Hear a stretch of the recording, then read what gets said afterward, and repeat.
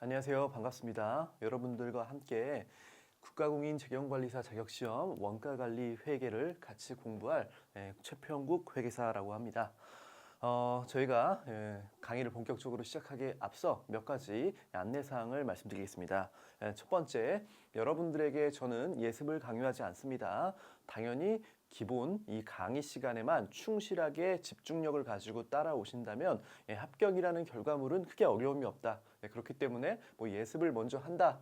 이런 생각도 잘 안 하시겠지만 그럴 필요는 전혀 없으시다. 이렇게 먼저 말씀을 드리고요. 다만 강의가 끝나면 멀지 않는 기간 내에 복습을 철저히 하시고 저희가 다루지 않은 문제들도 있거든요. 그런 문제 포함해서 저희가 복습과 다루지 않은 그 챕터와 관련된 모든 문제들을 다 커버하시면서 다시 한번 본인이 준비했던 바를 다시 확인하고 익히시고 이해하는 과정은 반드시 필요하다. 이걸 좀 말씀드리고요. 두 번째로 제가 이 챕터별로 중요한 내용들은 이제 교환을 중심으로 설명을 드립니다. 교환의 핵심적인 내용들이 정리가 되어 있고 그것들을 정리하거나 개념적인 초반 설명을 위해서 교재를 활용합니다. 즉 교재에 있는 모든 내용을 깨알같이 정리하고 그것들을 여러분들께 안내드리는 것은 비효율적이기 때문에 교환 중심으로 핵심적인 내용과 그로 인한 개념 설명 아니면 그로 인한 파생되는 내용들을 책으로 보완하는 그러한 이제 학습 전개가 될 것이다. 이렇게 보시면 되고요. 마지막으로 저희가 한 챕터가 끝나면 이제 뒤에 연습 문제가 있는데 그 연습 문제를 모두 다루진 않습니다. 또 동일한 유형의 문제에 숫자만 바뀌어서 재반복되는 문제들도 있거든요. 그런 것들은 본인이 스스로 학습할 때 복습을 통해서 다시 한번 확인을 받으시는 것이 필요하고 저는 이 챕터를 배운 다음에 그 챕터와 관련된 다양한 유형의 문제들을 핵심적으로 풀어보는 것으로 그래서 보통 홀수 문제가 되거나 아니면 홀수 문제 아니더라도 다른 유형으로 짝수 문제에 들어가 있다면 그 문제를 다루는 것으로 전체 문제를 커버할 내용입니다. 아시다시피 저희 교재는 이 재경관리사 원가관리회계 3일회계법인에서 출간한 이 책을 가지고 할 것이고요. 여기에는 내용들이 가장 충실하게 잘 표현되어 있습니다. 그래서 이 책과 이 강의 이 두 가지만 가지고 열심히 따라오신다면 아까 말씀드린 대로 합격이란 결과는 문제가 없다. 이렇게 이해하시면 될 것 같아요. 자, 서두에 드릴 말씀은 여기까지고 본격적으로 시작을 해보도록 하겠습니다. 먼저 페이지 볼게요. 원가회계 기초 페이지로는 14페이지 보겠습니다. 회계 체계라는 설명이 있죠. 회계 체계. 네, 회계 체계 먼저 보시면 회계 읽어보겠습니다. 회계란 기업의 경제적 활동을 화폐 단위로 측정 기록 분류하여 전달함으로써 정보 이용자들이 합리적인 의사결정을 할 수 있도록 하는 서비스 활동이다. 사실 이 회계의 개념에 대해서는 굳이 원가 회계가 아니더라도 제가 이제 원가 회계라는 표현을 쓰겠지만 원가 관리 회계, 원가 회계, 관리 회계 사실 다 거의 다 유사한 개념이고 어느 정도 내용이 좀 합쳐져 있습니다. 그래서 제가 편하게 원가 회계라는 표현을 쓰겠지만 실제로 관리 회계, 원가 회계의 개념에 대한 설명을 후술하도록 할 테니까 그때 좀 양해 부탁드리고요. 말씀드린 대로 이제 회계는 여기에 정의를 제가 읽어보긴 했지만 회계는 유용한 정보를 제공하는 것이다. 한마디로 표현하면 그렇게 여러분들이 머릿속에 기억하고 계시면 됩니다. 유용한 정보를 제공하는 것. 유용한 정보를 제공하는 것인데 그 회계 앞에 어떤 단어가 붙느냐에 따라 이제 재무회계, 관리회계, 원가회계, 세무회계 여러분들이 들어보셨다시피 그러한 개념적인 좀 내용들이 좀 차이가 있겠죠. 그래서 15페이지를 보시면 먼저 재무회계와 관리회계에 대해 구분점, 이 차이점을 인지하는 게 중요하다. 저희는 재무회계 시간은 아니지만 원가회계, 관리회계를 익히기 위해서는 재무회계와 어떤 차이점이 있고 우리가 배우는 내용은 이런 것들이다를 미리 인지하기 위해서는 재무회계와 관리회계의 차이점을 알아두는 것이 중요합니다. 자, 그래서 15페이지 재무회계와 관리회계 저기 이제 써 있는 내용 양가로 1번 재무회계, 양가로 2번 관리회계 써 있는 내용들은 여러분들이 복습할 때 다시 한번 쭉 읽어보시면 됩니다. 제가 말씀드린 대로 모든 교재에 어떤 깨알 같은 텍스트를 다 커버하진 않는다. 핵심적인 내용 교환해 있고 다만 여러분들이 교환만 보고 교환해서 다뤘던 내용들만 책으로 확인하고 이러시면 안 되고 당연히 제가 다루지 않았던 내용들도 전반적인 이해를 돕기 위해서는 다 읽어보시고 확인하시고 곰곰이 생각해 보셔야 된다. 그래서 다 읽어보시길 꼭 말씀드립니다. 정말 잔소리가 길었죠. 첫 시간이라 그래요. 첫 시간이라. 나중에는 이런 얘기는 안 드립니다. 자, 재무회계와 관리회계 차이점 보겠습니다. 아까 말씀드린 대로 회계라는 것은 유용한 정보를 제공하는 것이다. 근데 거기에 재무라는 단어가 붙고 관리라는 단어가 붙었을 때 유용한 정보를 제공하는 건데 어떤 유용한 정보냐에 따라 내용이 달라진다는 거죠. 먼저 목적 및 보고 대상. 아시다시피 재무회계는 외부 정보 이용자에게 유용한 정보를 제공하는 것입니다. 외부 정보 이용자라고 하면은 주주가 될 수도 있고 이 회사에 돈을 빌려준 채권자가 될 수 있고 세금을 걷기 위해 국세청이나 이 회사의 정보를 보고 판단과 관리 감독을 하는 금융감독원 등 정부기관 등이 대표적인 외부 관계자라고 볼 수 있겠죠. 외부 정보 이용자가 이 회사에 대한 유용한 어떤 정보를 얻기 위해서 만들어지고 보고되는 것이 바로 재무회계다.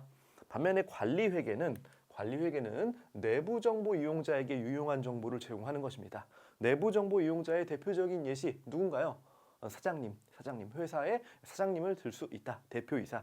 이러한 회사의 경영자가 회사 내부적으로 본인이 유용한 어떤 의사결정을 하기 위해서 정보를 필요로 합니다. 그 정보를 제공하는 것이 바로 관리회계다. 관리회계.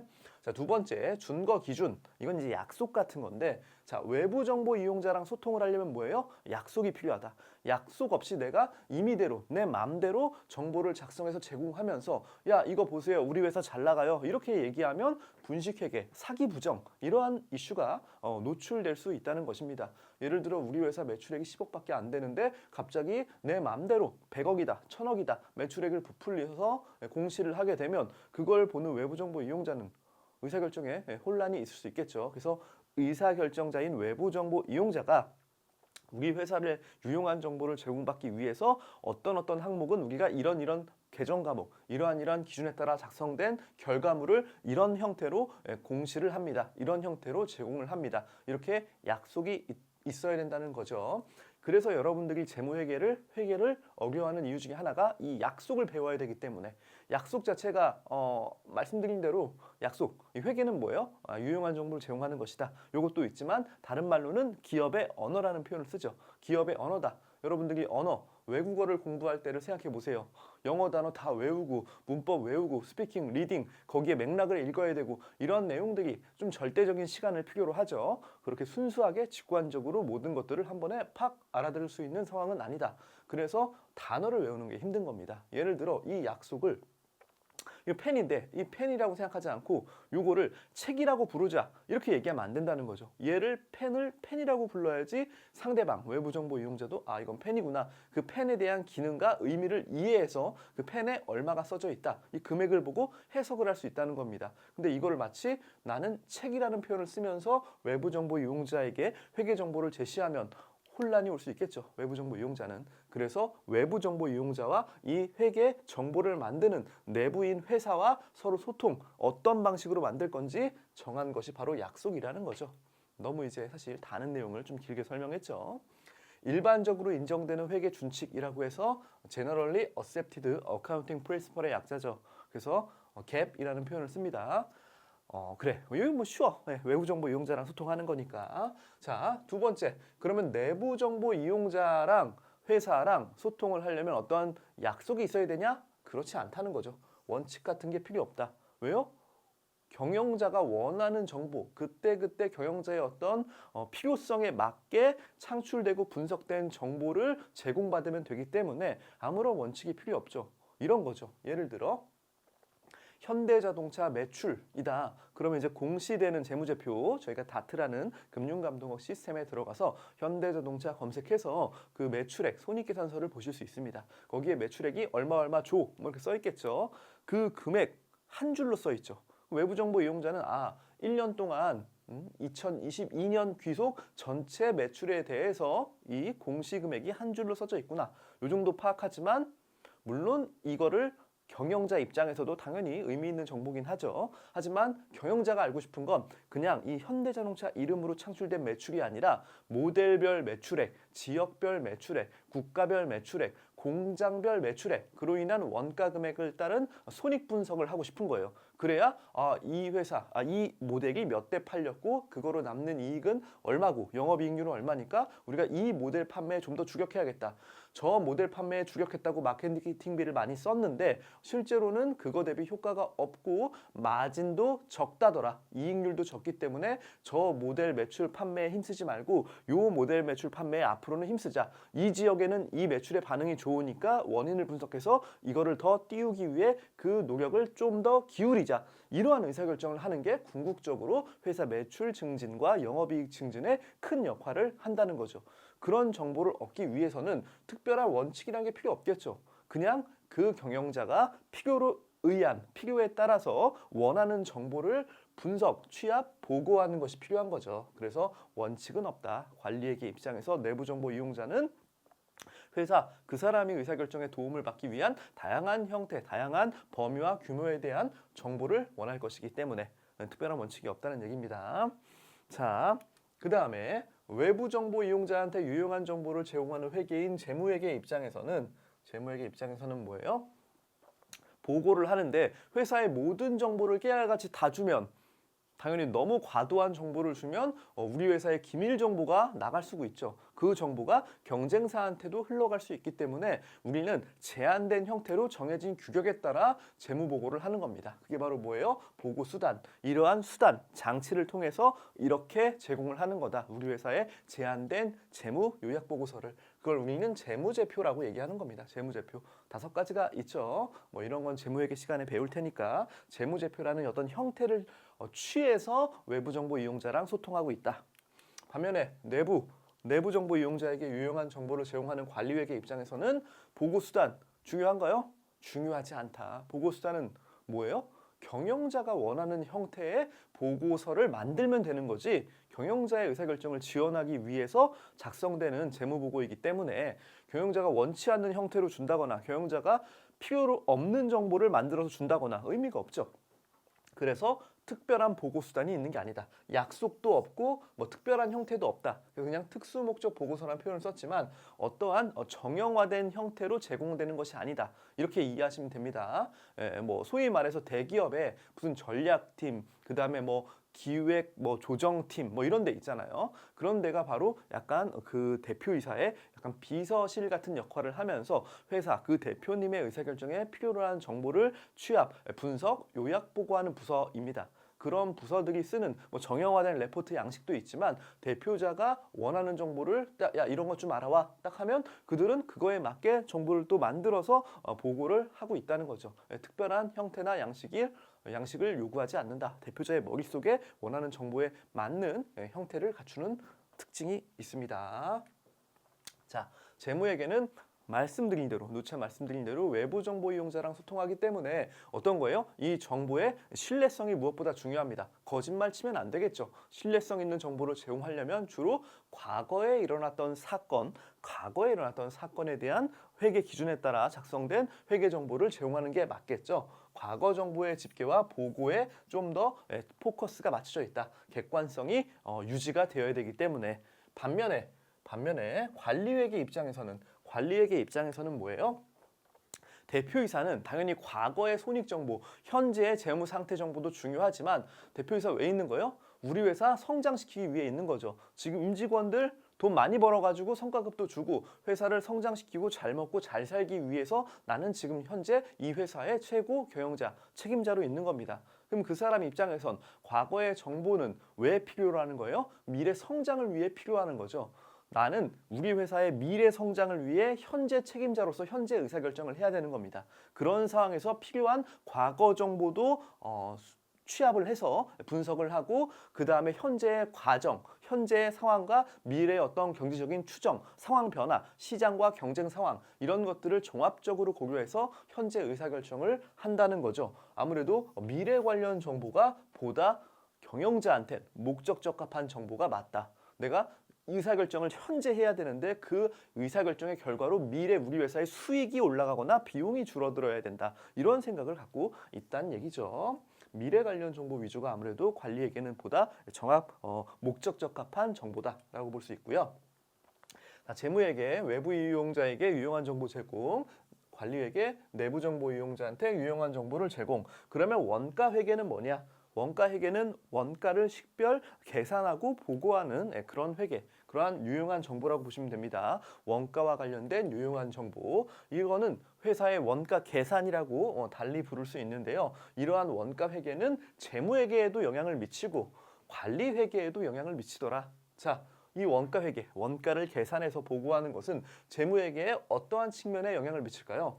당연히 정확한 원가 계산을 해야지 이 원가 계산의 결과물로 손익계산서의 매출원가, 재무상태표의 재고자산 금액을 확정할 수 있겠죠. 이것은 모두 재무회계에 영향을 미치는 요소이죠.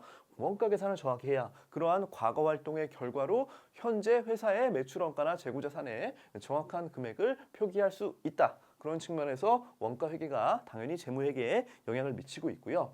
관리회계에도 영향을 미치는데 그 이유는 아까 제가 말씀드린 대로 경영자가 의사결정을 하기 위해서는 과거의 손익 패턴, 손익 분석이 되게 중요하죠. 이 모델은 이익이 많이 남고 저 모델은 이익이 많이 안 남는데 왜 저 모델에 우리 회사가 마케팅비를 많이 썼지? 이 이익이 많은 모델에 마케팅을 많이 쓰자.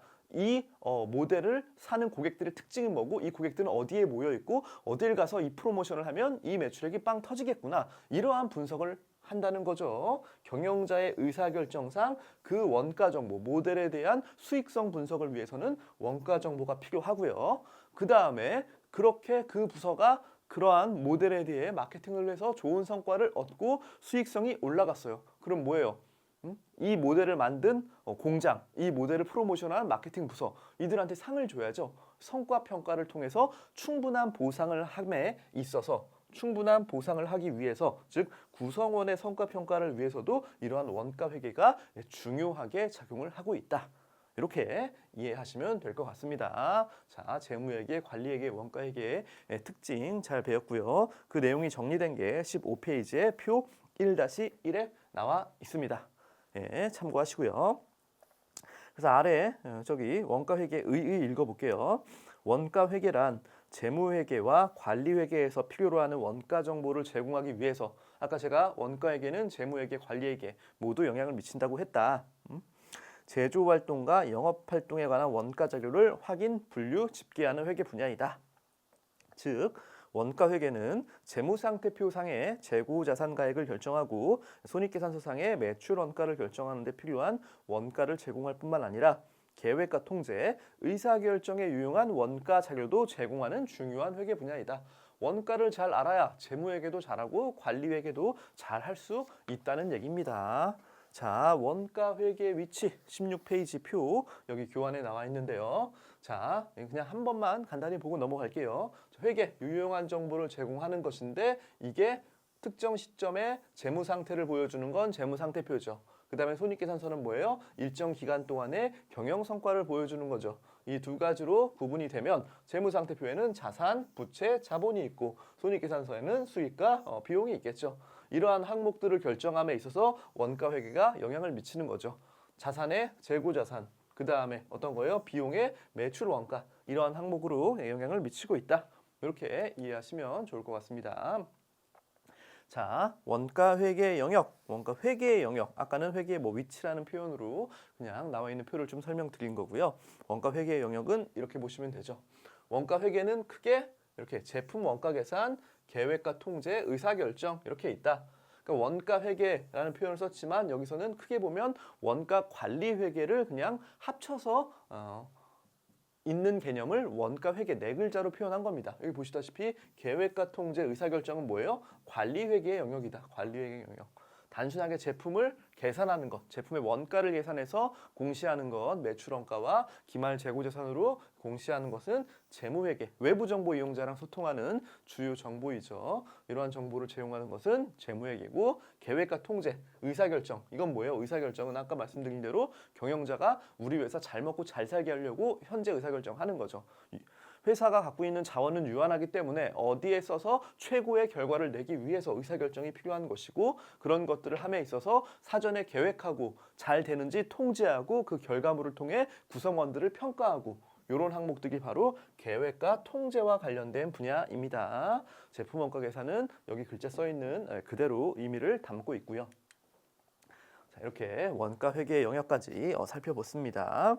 쭉 내용은 읽어보셔야 돼요. 누차 말씀드린 대로 16페이지, 17페이지 제가 모든 텍스트를 다 읽지는 않습니다. 여러분들이 확인해 보셔야 되고, 자, 원가의 분류로 넘어갈게요. 이제 여기는 건 쭉 읽어보시고 개념적인 내용을 제가 구두로 설명했습니다. 교환 중심으로. 그래서 17페이지의 내용들을 쭉 읽어보면서 뭐 저 회계사가 얘기한 게 맞지? 저 강사가 얘기한 게 그렇구나. 이런 것들이 정리가 돼야 됩니다. 머릿속에 이 내용들을 읽어보시면서 자, 그래서 원가회계 한계점까지 읽어보세요. 한계점, 원가회계 정보의 한계, 회계 절차의 어려움, 다양한 상황에서 뭐 적합한 원가 제공의 한계, 뭐 이런 한계들 있더라. 무소불위한 게 아니죠. 사회과학이란 하나의 약속이고 회사의 어떤 그 약속과 체계 이런 것들은 사람들의 생각에 따라 좀 바뀔 수가 있기 때문에 뭐 온전한 건 없어요. 자연과학이 아니기 때문에 원가회계 한계점도 있고 원가의 의의 보겠습니다. 여기 원가의 먼저 분류를 보려고 해요. 분류. 자, 우선 원가 이렇게 노래를 부르는데 원가의 의미가 무엇일까? 이걸 짚고 넘어가야겠죠. 특정 목적을 달성하기 위해 소멸된 경제적 자원의 희생을 화폐 가치로 측정한 것이다. 이렇게 뭐 얘기하면 뭐 엄청나게 또 거창하고 뭐 대단한 것으로 오해할 수 있겠지만 그런 게 아니다. 여기 원가를 보시면 우선은 특징적인 게 이겁니다. 목적을 달성하기 위해 어떤 특정한 목적을 달성하기 위해 특정한 목적을 달성하기 위해 소멸된 경제적 자원의 희생을 화폐 가치로 측정한 것. 목적을 달성하기 위해 우리는 어떤 활동을 했는데 그 활동의 결과를 화폐 가치로 측정한 것을 원가라고 얘기한다. 이거죠. 목적을 달성하는 것, 기업 입장에서는 어떠한 거예요? 기업 입장에서는 사실 이제 돈을 벌려고 하는 거죠. 돈, 수익을 창출하는 것. 이게 이제 하나의 주된 목적입니다. 물론 뭐 ESG 경영이다, 뭐 사회적 가치다, 사회적 기업이다, 뭐라고 해서 단순하게 돈을 많이 벌고 이것 이외에 뭐 다른 목적을 갖고 다른 이제 가버넌스를 가지고 뭐 움직이는 그런 회사들이 있지만 우리는 심플하게 경제적 의사결정에 유용한 정보를 제공하는 회계다라는 큰 틀에서 봤을 때 우리는 돈을 벌기 위해서다. 이렇게 심플하게 이 학습 목적상 그렇게 생각을 해주시면 좋을 것 같아요. 목적을 달성하기 위해 희생된 자원이 있습니다. 그 활동을 했고 활동을 통해 희생되는 자원이 있죠. 그렇죠. 예를 들어 내가 직원 월급을 주는 거죠. 월급을 줘서 그 사람한테 어떤 일들을 시키는 거죠. 그 일들에 대한 활동이 수행되면서 우리 회사에 돈이 들어오는 거죠. 그 일들이 수행되는 상황상에서 우리가 어떤 걸 줬어요? 월급을 줬으니까 그 월급을 화폐 가치, 숫자로 표현한 것, 그게 바로 원가가 되는 겁니다. 다시 마지막으로 정리하면 원가는 어떠한 목적을 달성하기 위해 활동이 수반되는데 그 활동의 결과로 우리 회사가 소멸되는 것들이 있죠. 비용으로 지출되는 그러한 것들을 화폐 가치로 측정한 것 원가다. 자, 그러한 원가를 크게 보면 세 가지로 이제 개념적으로 구분할 수 있다. 제품 제조 원가에 국한되는 내용입니다. 먼저 첫 번째 자산. 자, 원가라는 개념 안에 자산으로 인식되는 게 있다. 어떤 거예요? 특정 목적을 달성해서 이미 경제적 희생이 일어났고 그걸 화폐 가치로 측정했는데 그거에 대응돼서 아직 수익이 획득되지 않은 것. 수익 획득에 아직 사용되지 않은 부분을 얘기한다. 분명 원가고 원가로서 활동이 수행됐고 그 수행된 경제적 희생을 화폐 가치로 측정했지만 그 금액이 아직 수익 창출에 기여하지 못한 부분 우리는 이거를 자산이란 항목으로 묶어놨다. 대표적인 사례가 뭐예요? 바로 재고자산이다. 재고자산. 어떤 거예요? 재고자산을 만들기 위해 원재료도 사고 그걸 만드는 사람한테 인건비도 주고 거기에 있는 인프라 관련된 비용들이 발생했겠죠. 뭐 공장이니까 수도 광열비, 물도 뭐 이렇게 쭉 뿌리면서 깨끗하게 씻어야 되고 뭐 겨울에 추우면 안 되니까 난방비도 틀어야 되고 거기 그 건물을 유지하고 기계 장치를 유지하기 위해 기름값, 수선 유지비 이런 항목들도 들겠죠. 그러한 돈들은 이미 다 지출이 되었는데 그렇게 해서 만들어진 제품이 아직 팔리지 않았다. 그러면 우리는 그 제품을 어떤 거예요? 그 제품을 만들 때 들어간 돈, 이 돈이 바로 원가인 거죠. 특정 목적, 물건을 팔기 위해 나는 원재료 투입, 인건비 투입, 기타 경비를 투입해가지고 이미 소멸된 경제적 자원은 있는 거예요. 그 금액을 화폐 가치로 표현을 했는데 아직 그 물건이 팔리지 않은 것은 우리는 그를 재고 자산으로 넣어놓겠다. 이렇게 보는 거죠. 이렇게.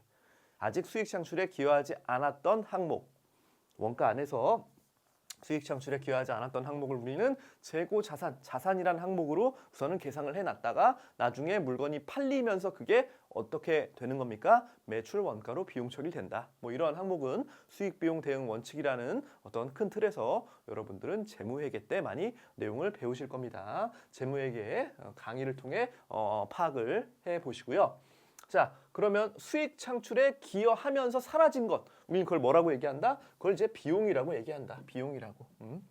수익 획득에 사용된 부분, 내가 예를 들어 유통업이다. 50만 원짜리 노트북, 원가 50만 원짜리 노트북을 한 대 사와서 이거를 나는 100만 원에 팔고 있는 거예요. 하나 팔 때마다 50만 원씩 남죠. 그럼 내가 사온 상태의 그 50만 원이란 금액은 원가 입장에서 뭐예요? 자산이죠. 아직 팔리지 않았으니까. 그렇죠. 내가 특정 목적, 노트북을 팔기 위해서 지금 어떤 게 나갔어요? 돈이 나갔죠. 50만 원. 소멸된 경제적 자원. 그 50만 원을 화폐 가치 50만 원으로 측정한 그 원가. 그게 아직 팔리지 않았다면 우리 회사는 회계에 재고자산이라는 계정 과목으로 50만 원이 기록이 되어 있을 것이고, 만약에 그걸 한 대 팔았어요. 한 대 팔았으면 매출액 100만 원이 뜨면서 어떤 게 추가적으로 또 회계 처리가 됩니까? 바로 매출 원가 50만 원이 회계 처리가 되겠죠. 그 재고 자산이 사라지면서 수익 획득에 사용된 부분으로서 매출 원가라는 계정 과목으로 비용 처리된다. 비용 처리된다. 원가는 수익 획득에 아직 사용되지 않고 남아 있으면 자산, 수익 획득에 사용됐으면 비용 처리되는 것이다. 이해되셨죠? 마지막 손실은 뭐냐? 손실은 그 원가가 수익 획득에 사용되지도 않았고 아직 사용되기 전도 아니고 수익 획득에 사용돼서 사라진 것도 아니다. 바로 뭐예요? 수익 획득에 기여하지 못하고 소멸된 부분. 이미 그 원가라는 것들은 소멸이 돼서 사라졌는데 회사 입장에서 수익 획득에 기여하지 못하고 그냥 사라진 거예요. 그냥 사라진 것. 즉 원가성 없는 재고자산 감모 손실이 대표적인 사례다. 무슨 얘기예요? 재고자산 도난 잃어버린 거죠. 회사 창고에 우리 회사는 가전제품을 이렇게 내다 파는 그런 회사인데 유통업인데 갤럭시 S23이 나왔다. 갤럭시 S23이 한 대가 있었는데 이게 너무 고가의 핸드폰이다 보니까 또는 아이폰 14 이런 핸드폰이 있는데 그게 사라진 거예요. 누가 그냥 가져갔다. 원래 내가 그걸 사왔을 때 이미 들어간 돈은 있죠. 그 돈이 재고자산으로 기록이 되어 있으나 이제 그게 도난당해 버린 결과로서 자산도 아니죠. 이미 존재하지 않으니까. 회사 창고에 없잖아요. 자산도 아니고. 그 다음 뭐예요? 매출원가도 아니죠. 왜? 팔지 못했잖아. 팔면서 수익 비용 대응 원칙에 따라 원가로 비용 처리되었어야 되는데 팔리지 못하고 도난당했으니까 비용도 아닌 거죠. 남아있지도 않고 수익 창출에 기여하지도 않은 그 원가, 이미 사라져버린, 수익 창출에 기여하지 못했으면서 회사 내부에 남아있지 않고 사라져버린 그 원가를 우리는 뭐라고 얘기한다? 손실이라고 얘기하는 거다. 가장 안 좋은 거죠. 회사가 원치 않는. 하지만 회사에선 충분히 이러한 일도 일어날 수 있는 것이다. 대표적인 사례가 원가성 없는 재고자산 감모 손실, 도난을 생각하시면 됩니다. 자, 원가의 분류 19페이지 설명을 드렸고요. 쭉 내용은 읽어보시면 돼요. 그 다음에 20페이지도 원가의 특성 읽어보시면 되고요. 21페이지와 관련된 내용은 중요한데 이 부분은 실제 원가 강의가 쭉 진행된 다음에 이 내용을 다시 읽어보면 좋을 것 같습니다. 분명 다루는 내용입니다. 예, 강의상 다루는 내용이지만 지금 원가에 대해서 기초적인 공부를 하고 있는 상황에서 이건 정리하는 개념의 잠깐 표라고 보시면 되고 우선은 패스한다. 자, 넘어가서 22페이지 보겠습니다. 원가 배분. 자, 원가 배분을 먼저 얘기하기 전에 위에 양가로 2번 원가 집합부터 말씀드릴게요. 원가 집합 읽어볼게요. 코스트 풀이란 원가 대상에 직접적으로 추적할 수 없는 간접 원가들을 모아둔 것으로 여기에 집계된 원가는 둘 이상의 원가 대상에 배분되어야 할 공통원가이다. 즉 원가 집합이라는 건 공통원가의 개념이라고 보시면 됩니다. 어디 하나 어느 특정 제품의 추적이 불가능한 성격의 원가들을 모아놓은 곳, 풀링이라고 아시죠? 이렇게 쭉 모아놓은 것이라고 보시면 됩니다. 어느 특정 제품만을 위해 사용된 원가가 아닌 겁니다. 이 원가, 대표적인 사례가 뭐예요? 뒤에도 쭉 설명을 드릴 겁니다. 공장 건물에 대한 감가상각비. 공장이 있죠. 예, 공장 안에 여러 설비들이 있고 그 설비를 통해 다양한 제품들이 제조가 되고 있는데 그 공장 건축물에 대한 감가상각비가 발생이 될 것입니다. 그 감가상각비는 특정 제품에 직접적으로 추적이 가능한 게 아니죠. 특정 제품 한 제품만을 생산하는 공장이라면 그 공장의 감가상각비 역시 그 특정 제품의 원가로 들어가면 되는데 우리 회사는 여러 가지 제품을 만들고 있는 거죠. 그 공장에서 50가지 제품을 만들고 있는데 이 건물의 감가상각비, 공장의 감가상각비가 100원이 나왔다. 그 100원을 어떤 방식으로 그 50개 종류의 제품에 배분을 해야 될지 이러한 고민이 생기는 겁니다. 공통적으로 그 건물의 감가상각비는 분명 수익 창출에 기여하는 역할을 하지만 특정 제품을 다이렉트로 그 제품의 원가다라고 얘기할 수 없는 것, 즉 공통원가, 공통원가를 우리는 원가 집합이라고 얘기한다. 당연히 공통원가의 개념이 있으면 그 다음 어떤 개념이 있겠어요? 원가를 배분해줘야겠다 이러한 개념이 있겠죠. 왜요? 그 원가를 정확한 합리적인 기준에 따라서 적절하게 배분을 해줘야지 각각의 제품의 원가를 알 수 있고 그 제품의 수익성을 판단할 수 있겠죠.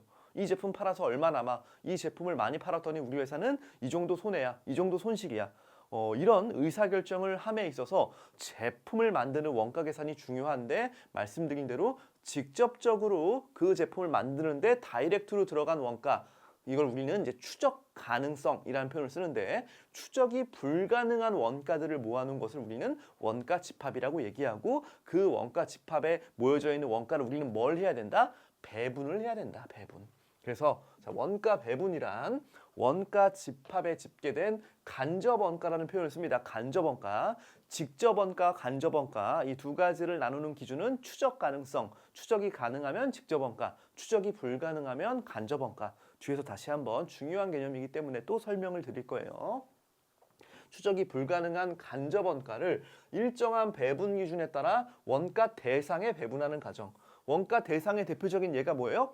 제품이라고 보시면 돼요. 제품 A, B, C, 제품 F, G, H 이런 것들, 제품의 종류, 거기가 원가를 배분받는 최종 대상을 우리는 원가 대상이라고 얘기합니다.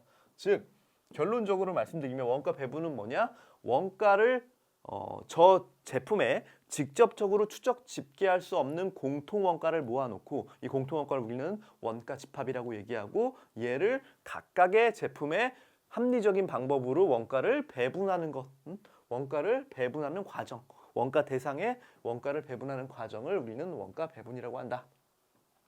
자, 요거 볼게요. 이런 겁니다. 예를 들어 이게 말씀드린 대로 간접 원가라는 개념이 나왔기 때문에 그럼 반대되는 직접 원가와 간접 원가 요 내용들을 파악할 수 있겠죠. 원가를 먼저 볼게요. 자, 직접 원가. 우리가 영화라고 칩시다. 네, 대표적인 예시 영화. 직접 원가. A라는 영화를 만듦에 있어서 직접 원가는 바로 뭐예요? 이 A라는 영화를 만들 때 주연을 캐스팅해야 되죠. 주연. 그렇죠? 출연 배우의 출연료. 그러니까 이 A라는 작품을 위해서 출연하는 주인공들의 인건비, 주인공들의 출연료는 바로 뭐예요? 이 제품의 이 어떤 영화라는 이 A라는 이 작품에 직접적으로 추적이 가능한 원가인 거죠. 왜? 이 사람은 이 영화를 찍기 위해 캐스팅되고 그 기간 동안에 연기를 하면서 돈을 벌어들일 거기 때문에 이 사람한테 지급하는 출연료는 당연히 이 작품만을 위한 것이다. 누가 봐도 명백한 거죠. 이런 게 추적이 가능하다라는 표현을 쓰는 겁니다. 직접 원가 추적이 가능하다. 특정 A라는 영화를 찍기 위해 주연 배우들의 출연료 이런 게 대표적인 직접 원가이고 또 뭐가 있겠어요? 필름값.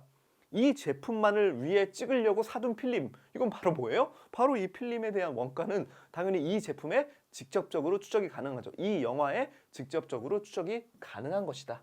이런 게 이제 대표적인 직접 원가의 예시고요. 영화라는 원가 대상을 지금 사례로 말씀드리고 있습니다.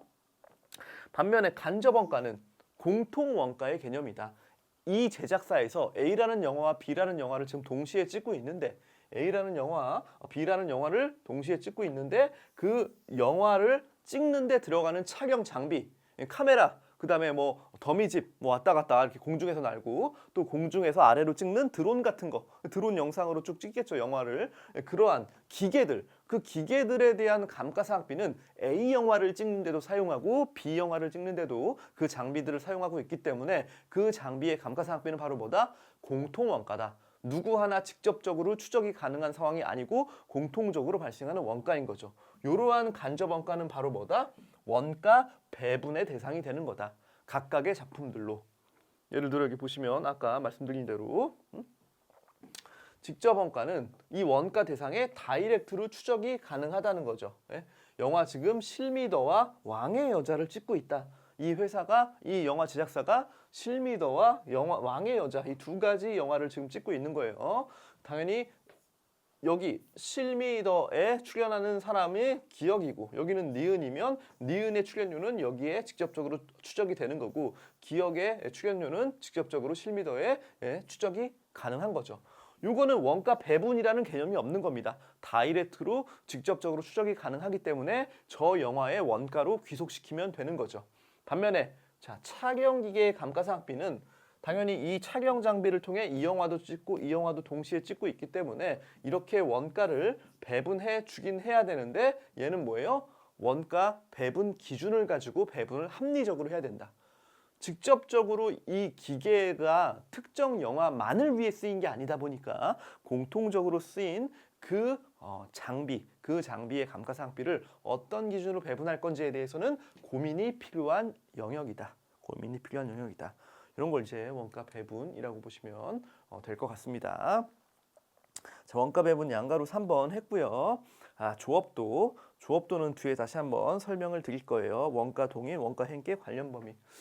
지금 여러분들 제가 지금 이렇게 얘기하고 있는 내용들을 개념이 머릿속에 무슨 용어가 낯선 용어가 계속 나오고 있기 때문에 힘들다, 어렵다 뭐 이런 생각을 중간에 할 수 있어요. 더구나 여기에 나와 있는 내용이 다 그런 내용입니다. 여러분 원가라는 표현 앞에 무슨 수식어가 엄청 달리면서 이걸 나 지금 당장 외워야 돼? 이러한 불안감이 드는 것도 사실인데 신경 안 쓰셔도 돼요. 저는 여기 페이지에 23페이지 이러한 원가의 분류라고 해서 24페이지 나와 있으니까 강의를 하는 거지 이게 다 일일이 이제 뒤에 챕터를 우리 공부를 하면 자연스럽게 여러분들이 체득되는 습득되는 개념입니다. 그러니까 지금 뭐 불안해하지 마시고 그냥 이런 개념 이러한 기준에 따라 이런 원가를 이렇게 분류하고 있고 이렇게 부르고 있구나 이 정도만 그냥 이해하고 넘어가시면 돼요. 이걸 지금 당장 깨알같이 다 외운다? 물리적으로 이해가 안 되는 상황에서의 용어를 그냥 강제로 외워봤자 기억력이 오래가지 않아요. 그래서 염려하지 마시고 그냥 편하게 들으시면 될 것 같습니다. 자, 원가를 분류한다. 원가를 여러 가지로 분류하고 있다는 얘기입니다. 여러 가지로 지금 24페이지의 내용을 하고 있는데요. 잠깐 여러 가지에 따라 원가를 분류하는 개념을 간단히 설명드릴게요. 자, 원가 행태에 따른 분류. 원가 행태라는 건 원가가 발생하는 양상이라고 보시면 됩니다. 발생하는 양상. 그거에 따라 우리는 변동원가와 고정원가로 구분하고 있다. 자, 변동원가 뭐예요? 변동원가. 어떠한 활동에 비례해서 원가가 올라가는 것. 어떤 활동에 비례해서 올라가는 것. 예를 들어 뭐예요? 활동에 따라 비례해서 올라가는 원가? 원재료죠, 원재료. 원재료. 물건을 만드는데 그 물건을 만드는데 들어간 부품 뭐 이런 거예요. 원자재. 이러한 거는 물건을 많이 만들수록 그 원가가 많이 들어가고 적게 만들면 적게 들어가고 실제 활동에 비례해서 원가가 발생하는 거죠. 많이 쓰면 많이 발생, 적게 쓰면 적게 발생. 이런 게 대표적으로 변동원가인 것이고요. 반면에 고정원가는 뭐예요? 활동과 무관하게 고정적으로 발생하는 원가죠. 대표적인 사례가 바로 감가상각비입니다. 기계장치의 감가상각비. 우리는 5년 정액법으로 기계장치 감가상각비를 1년에 한 번씩 인식하고 있습니다. 그런 상황에서 생산량을 높인다거나 물건을 이 기계로 만드는 제조량을 늘린다거나 낮춘다거나 한다고 하더라도 이 기계 설비에 대한 감가상각비는 그냥 5년 정액으로 일정하게 발생하는 것이다. 그런 게 바로 대표적인 고정원가인 거죠. 활동과 무관하게 고정적으로 발생하는 원가. 이걸 우리는 원가 행태에 따른 분류다. 이렇게 얘기하고 있습니다. 원가 행태에 따라 변동원가와 고정원가. 변동원가는 비례해서 원가 활동에 비례해서 발생하는 거. 고정원가는 활동과 무관하게 발생하는 거. 대표적인 게 뭐예요? 고정원가 또 다른 거? 여러분들 핸드폰 요금이라고 하면 핸드폰 요금 딱 정액제로 내가 쓰고 있는 거. 그건 뭐예요? 내가 데이터를 무제한 요금이다. 데이터를 많이 쓰건 적게 쓰건 그냥 딱 한 달에 10만 원이다. 이러한 통신료가 있을 수 있겠죠. 그러한 통신료는 고정적으로 발생하는 고정원가에 해당되는 거다. 나의 데이터 사용량과 무관하게 그냥 정액으로 청구가 되고 있죠. 이런 게 고정원가입니다. 자, 추적 가능성에 따른 분류. 이건 아까 설명드렸죠. 추적이 가능하다, 직접 원가. 추적이 불가능하다, 간접 원가. 추적이라고 함은 이 원가 대상에 이 원가를 다이렉트로 직접적으로 귀속시킬 수 있냐 없냐의 문제이다. 아까 영화 예시로 드렸죠. A라는 영화를 만들 때 이러한 주인공을 캐스팅해서 이 주인공을 여기에 투입시키는 그 출연료. 이 출연료는 이 A라는 영화, 이 원가 대상에 직접적으로 귀속이 되는 것이다. 반면에 이 영화를 찍기 위한 장비와 관련된 감가상각비는 이 장비를 통해 A 영화도 찍고 B 영화도 찍고 C 영화도 찍으면 공통적으로 발생하는 원가다. 그런 거는 특정한 배부 기준에 따라 각각의 영화의 원가를 배분해줘야 된다. 배분해줘야 된다. 그러한 원가를 우리는 추적이 불가능하기 때문에 간접 원가라고 부르고 있다는 겁니다. 간접 원가. 그 다음에 제조 활동에 따른 제조 원가 행태별 분류. 이건 뒤에 아주 자세하게 설명할 겁니다. 중요한 거기 때문에 제조 활동에 따른 제조 원가, 직접 제조 원가, 직접 노무 원가, 제조 간접 원가 이 세 가지가 있다. 설명드릴 거예요. 넘어가고. 자, 수익과의 대응 관계에 따른 분류. 수익과의 대응이다. 수익 창출에 기여하고 기여하지 않고 이런 게 아니라 실제 수익 창출에 그 시점에 제품을 만들었다가 이 제품이 팔리면 그때 비용 처리되는 것. 우리 그걸 제품 원가라고 얘기하고 제품과 상관없이 발생한 연도에 비용 처리하는 것. 그 기간에 발생한 것을 모두 비용 처리한다. 그런 의미로 period cost, 기간 원가라고 표현을 합니다. 이 기간이라는 건 기간을 말하는 거 period cost, 기간 원가라고 얘기하고 얘는 제품 원가다. 제품 원가. 수익과의 대응에 따른 분류. 뒤에 또 나옵니다. 여러분. 지금 이런 용어를 계속 익힌데 제가 또 안 하고 너무 넘어가면 좀 그러니까 이렇게 좀 설명을 하고 있어요. 자, 의사결정과의 관련성에 따른 분류. 의사결정에 영향을 미치는 원가를 우리는 관련 원가라고 얘기합니다. 내가 의사결정, 이 물건을 살까 말까, 이 물건을 어떻게 처리할까 말까, 거기에 영향을 미치는 원가를 우리는 관련 원가. 당연히 의사결정에 영향을 미치지 않는 원가는 비관련 원가라고 얘기했죠. 비관련 원가의 대표적인 사례가 바로 매몰 원가입니다. 매몰 원가. 매몰 원가는 뭐예요? 여러분들 sunken cost. 그거를 한국말로 매몰 원가라고 얘기하는데 이런 거죠. 여러분들이 재경관리사 시험을 붙기 위해서 내가 공부를 하고 있는데 혹시 작년에 산 교재가 있나요? 작년에 산 교재값. 이건 바로 뭐예요? 내가 지금 의사결정, 지금 올해 재경관리사 시험을 붙게 하기 위해 붙는 거라는 결과물을 얻기 위해 내가 과거에 이미 몇 년 전에 샀던 재경관리사 그 책값은 뭐예요? 의사결정에 아무런 영향을 미치지 않는다. 왜? 이미 과거에 벌어진 사건의 결과인 거죠. 내가 지금 재경관리사 공부를 계속 해 말어 이런 의사결정을 함에 있어서 과거에 샀던 교재값은 아무런 나의 의사결정에 영향을 미치지 않는다. 과거에 벌어진 일이다. 할지 말지 내가 하게 되면 추가적으로 구매를 해야 되는 재경관리사 책을 구매를 해야 되는 그 비용은 뭐예요? 관련 원가가 맞죠. 왜?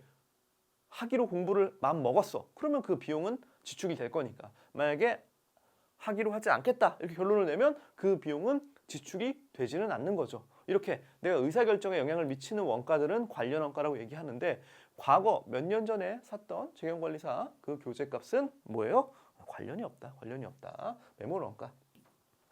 자, 회피 가능 원가와 회피 불가능 원가. 내가 의사결정을 함으로 인해 의사결정을 이렇게 하면 회피 말 그대로 이 지출이 일어나지 않아도 이 지출이 일어나지 않을 수 있는 원가. 그런 걸 이제 회피 가능 원가라고 얘기하고 내가 의사결정을 A를 선택하건 B를 선택하건 이건 무조건 발생하는 원가야. 그런 걸 우리는 회피 불가능 원가라고 얘기합니다. 자, 이러한 개념들도 뒤에서 우리가 또 얘기를 나눠요. 각각 챕터가 있습니다. 그 챕터에 필요한 개념과 내용이다. 참고로만 보시면 돼요.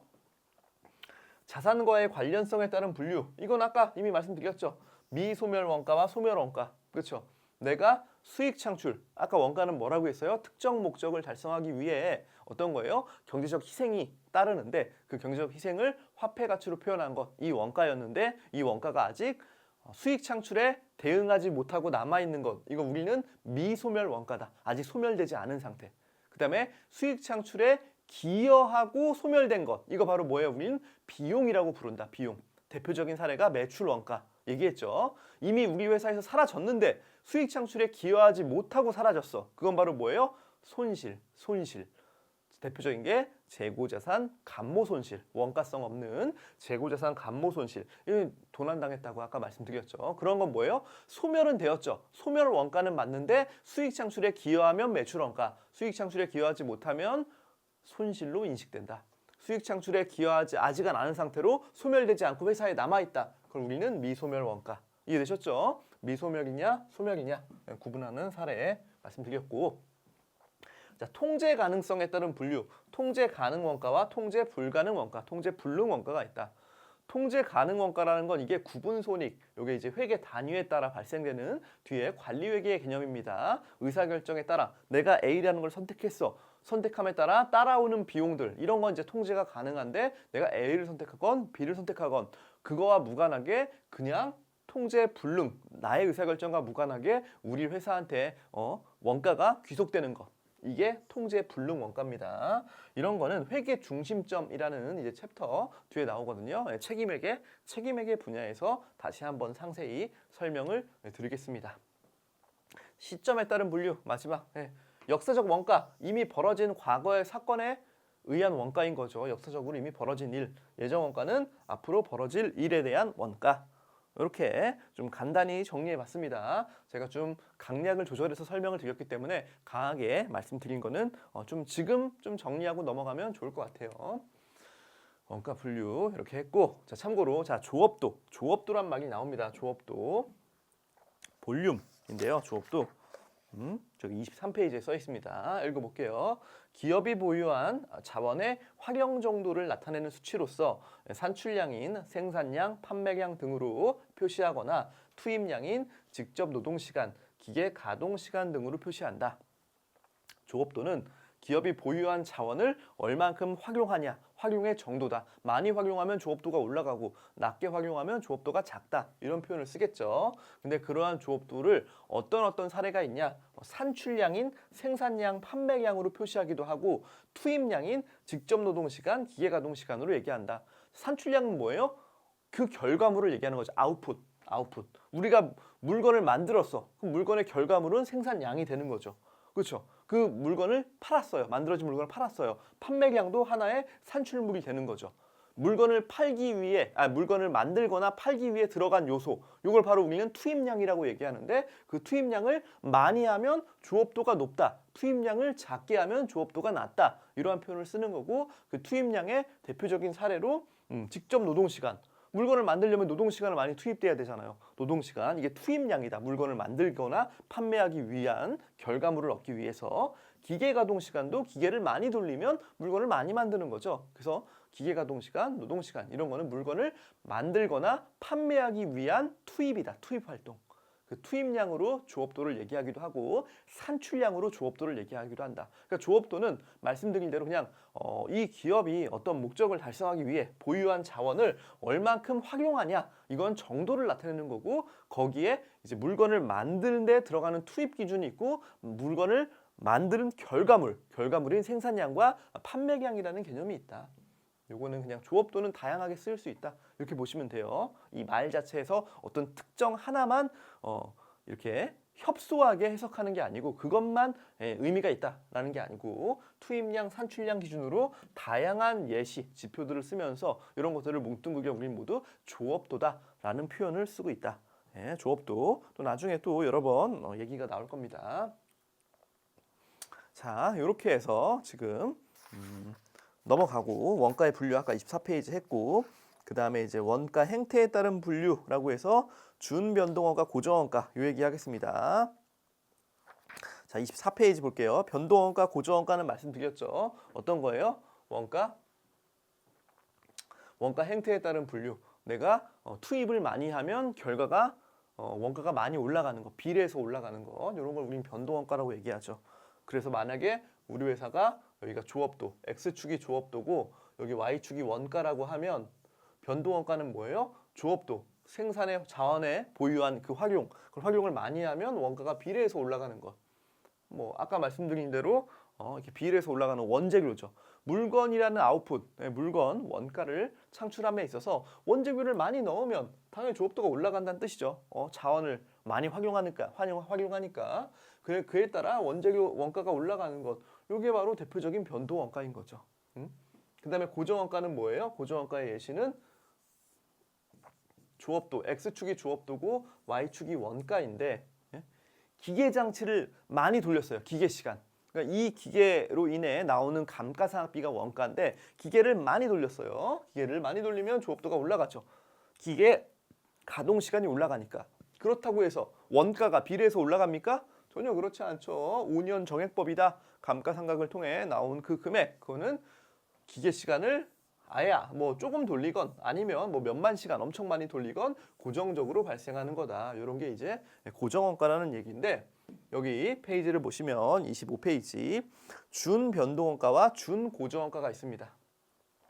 준변동원가는 뭐예요? 아무것도 안 해도 기본적으로 아무것도 안 해도 지출해야 된 금액이 있는 거고 또 이제 그 이후부터 내가 조업도를 높이면 비례해서 올라가는 것. 비례해서 올라가는 것. 요게 준변동원가죠. 아무것도 안 해도 기본적인 고정비가 있는 거죠. 고정비. 제가 앞으로 고정비를 FC라고 쓸 겁니다. Fixed Cost 고정비. 변동원가는 이제 VC라고 씁니다. Variable Cost. 그 다음에 제가 말씀드린 용어 중에 제가 비와 원가는 같은 말입니다. 변동비, 변동원가. 고정비, 고정원가. 거의 같은 말이라고 보시면 돼요. 이론적으로는 원가라는 항목이 더 지출되는 용어의 어떤 성격을 더 많이 커버하고 있다. 그래서 원가라는 표현이 맞는데 실무적으로는 B라는 표현도 많이 씁니다. B는 뭔가 익스펜스 개념으로 사라진다라고 여러분들이 의미를 잡을 수 있는데 원가는 아까 배웠죠. 사라지기 전에는 자산, 수익 창출에 기여하고 사라지면 비용, 수익 창출도 기여하지 못한 상태로 사라지면 손실. 우리가 이 세 가지 개념을 배웠죠. 그걸 모두 아우르는 개념이 원가인데 그렇기 때문에 변동원가와 고정원가라는 측면이 이미 그 원가라는 말에서 여기는 사라지고 안 사라지고의 개념을 포함하고 있어서 이게 더 표현이 정확한 겁니다. 변동비, 고정비라는 표현보다 비는 뭔가 사라졌다는 표현의 의미를 더 담고 있는 이렇게 협소한 개념이거든요. 하지만 실무적으로는 원동비, 변동비, 고정비 이런 문제에서도 그런 표현이 나올 수 있기 때문에 이거 비 잘못된 거 아니야? 이렇게 뭐 따지지 마시고 원가와 비는 같은 개념으로 내가 해석하고 풀면 되겠구나 이렇게 이해하시면 됩니다. 자, 그래서 아까 준변동원가는 아무것도 안 해도 고정비 발생하고 활동에 비례해서 조업도가 올라갈수록 비례해서 올라가는 것. 이게 준변동원가다. 대표적인 사례가 뭐예요? 아파트 관리비 뭐 이런 것도 준변동원가의 예시겠죠. 우리 아파트를 나는 지금 불도 안 떼고 요일도 안 하고 아무것도 안 해요. 집에 전기도 1도 안 써. 그래도 뭐예요? 최소 관리비는 나가죠. 고정비죠. 고정비.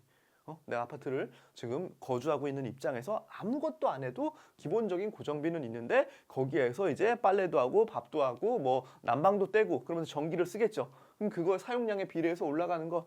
요게 이제 관리비가 대표적인 준변동원가다. 자, 그 다음에 준고정원가가 있죠. 준고정원가. 준고정원가는 계단 형식으로 비용이 올라가는 겁니다. 계단 형식으로. 예를 들어 뭐예요? X축은 조업도, Y축은 원가라고 하면 우리 회사가 지금 기계장치를 하나 빌렸어요. 기계장치를 리스했습니다. 기계장치 한 대당 한 달에 10,000대를 만들 수 있어요. 10,000대를. 그럼 내가 생산량이 10,000대까지 만든다고 하면 얼마예요? 이 한 대에 대한 기계장치 월 리스료가 100원인 거예요. 100원. 그럼 내가 생산량 기준으로 0대에서 1만 대까지 1만 대까지는 나는 이 한 대만 리스하면 되니까 월 100원씩 이렇게 비용이 지출되겠죠. 근데 만약에 내가 한 달에 10,000대를 넘어서서 생산을 하려고 하면 뭐예요? 기계장치를 한 대 더 리스해야 되니까 어떤 거예요? 한 대만 더 생산한다고 하더라도 기계장치 리스료가 200원, 2배가 되는 겁니다. 2배가. 언제까지? 2만 대 생산까지. 그렇죠. 2만 대 생산까지는 200원이 되고 2만 한 대를 생산하는 순간 기계장치를 한 대 더 리스해야 되니까 300원이 되는 거겠죠. 300원이. 이런 식으로 그 범위, 일정 범위 내에서는 고정의 형태를 보이고 있는데 원가가 갑자기 그 범위를 벗어나면 계단 형식으로 이렇게 한 번에 툭툭 올라가는 구조. 이런 걸 우리는 준고정원가라고 얘기한다. 준고정원가. 여기 그림 1-9 25페이지에 대한 내용입니다. 계단 형태. 그래서 뭐 계단 원가라고 표현을 하기도 한다. 스텝 코스트 위에 동그라미 4번에 그렇게 써 있죠. 자, 그래서 이렇게 기본적인 원가 개념을 익혔습니다. 자, 그냥 잠깐 쉬었다가 27페이지. 사실 여기가 제일 중요해요. 여기서부터 제조 원가의 3요소, 본격적인 원가 회계의 어떤 기본인 제조 원가 3요소에 대해서 배우도록 하겠습니다.